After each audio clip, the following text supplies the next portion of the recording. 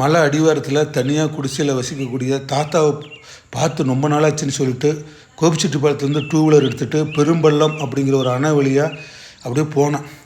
சரி, இந்த பெரும்பள்ளம் அணை வந்து பார்க்குறதுக்கு அழகாக இருக்கும். சரி, 2 வீலர் பார்க் பண்ணிவிட்டு கொஞ்சம் அணையெல்லாம் சுற்றி பார்க்குறப்ப தான் அந்த அணை தண்ணியில் வந்து ஒருத்தர் தனியாக சிங்கிளாக எந்த வித பயமும் இல்லாமல் வந்து மீன் அப்படியே பிடிச்சிக்கிட்டு இருந்தார்.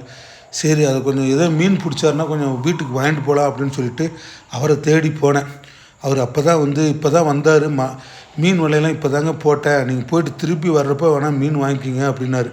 சரின்னு சொல்லிட்டு அவர் அந்த தண்ணிக்குள்ளே டேமுக்குள்ளே தனியாக சிங்கிளாக எந்த வித பயமும் இல்லாமல் தண்ணிக்குள்ளே போனது, அப்படியே நடந்து போனதெல்லாம் கொஞ்சம் ஆச்சரியமாக இருந்தது, அழகாகவும் இருந்தது.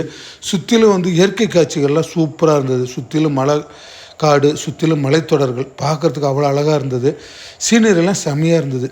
சரின்னு பார்த்துட்டு திருப்பி அங்கேருந்து 2 வீலர் எடுத்துக்கிட்டு இந்த மலைப்பாதைக்குள்ளே அது மண் தடத்தில் வந்து திருப்பி வந்து தாத்தாவை தேடி அப்படியே போனேன்.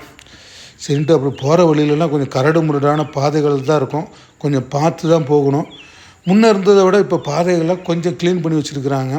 சரின்னு ஒரு இடத்துல வந்து இடையில ஓடை வரும், ஆனால் நல்ல வேளை தண்ணி இந்த ஓடையில் இல்லை. சரி, இருந்தாலும் வண்டியை நிறுத்திட்டு தாத்தா இருக்கிற குடிசையை நோக்கி போனேன். சரின்னு சொல்லிட்டு பக்கத்தில் போய் போனேன். தூரத்துலேருந்து பார்க்குறப்பே தெரிஞ்சது அந்த தாத்தா குடிசை சாத்தி இருக்கிற மாதிரி. சரி, இருந்தாலும் 2-3 டைம் வந்த ஒரு இதுக்காக வந்து சுற்றி முற்றி பார்த்துட்டு கதவுலாம் சாத்தியிருந்தது. அடா, நம்மளோட பேட் லக்கு தாத்தா இல்லையா அப்படின்னு சொல்லிட்டு ஒரு சின்ன கவலை வந்துச்சு. சரின்னு சொல்லிட்டு அங்கேருந்து சரி கிளம்பலான்னு சொல்லிட்டு கிளம்பி வர்றப்போ வழியில் வந்து எல்லாம் மாடு மேய்ச்சிக்கிட்டுலாம் இருந்தாங்க. சரி, அவங்கக்கிட்ட அந்த விசாரித்தா தெரியும் அப்படின்னு சொல்லிட்டு சரி நடந்து போய்ட்டு அந்த மாடு மேய்ச்சிருக்கிட்ட விசாரித்தேன். தாத்தா வந்து ஊருக்குள்ளே போயிருக்காரு. இப்போ அவர் விவசாயம் கூட பண்ணாமல் காடு வெறுமனே போட்டு வச்சுருந்தார். சரி சொல்லிட்டு 2 வீலர் திருப்பி எடுத்துக்கிட்டு அந்த மலை அடிவாரத்தில் கரடு முரடான பாதையில் வந்து அப்படியே போயிட்டு இன்னொரு தெரிஞ்சவர் ஒருத்தர் இருக்கார், குடிசையில் வச்சு வர்றார். அவர்கிட்ட நிறைய டைம் வந்து நான் கோழிலாம் வாங்கியிருக்கிறேன்.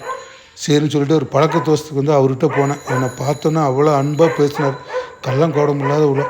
சரின்ட்டு அவர்கிட்ட அதே மாதிரி கோழிலாம் வச்சுருந்தார், வெள்ளைக்கோழி அதெல்லாம். சரி, எனக்கு ஒரு 2 வெள்ளைக்கோழி கொடுங்கன்னு சொன்னேன். சரின்ட்டு நம்ம ரொம்ப தூரத்துலேருந்து வந்திருக்குமேன்னு சொல்லிட்டு ஆசையாக வந்து 2 வெள்ளைக்கோழி வந்து பிடிச்சி கொடுத்தாரு. எனக்கும் அவருக்கு அது கொடுக்க வேண்டிய பணமெல்லாம் அவருக்கு கொடுத்துட்டு சரின்னு சொல்லிட்டு 2 வெள்ளைக்கோழியோட சரி வரேன்னு சொல்லிட்டு 2 வீலர் எடுத்துக்கிட்டு திருப்பி வந்து அதே மண் பாதையில் பெரும்பள்ளம் டேம் வழியாக வந்து சரி அந்த வெள்ளைக்கோழியை வந்து வீட்டுக்குள்ளே கொண்டு வந்து விட்டுட்டேன்.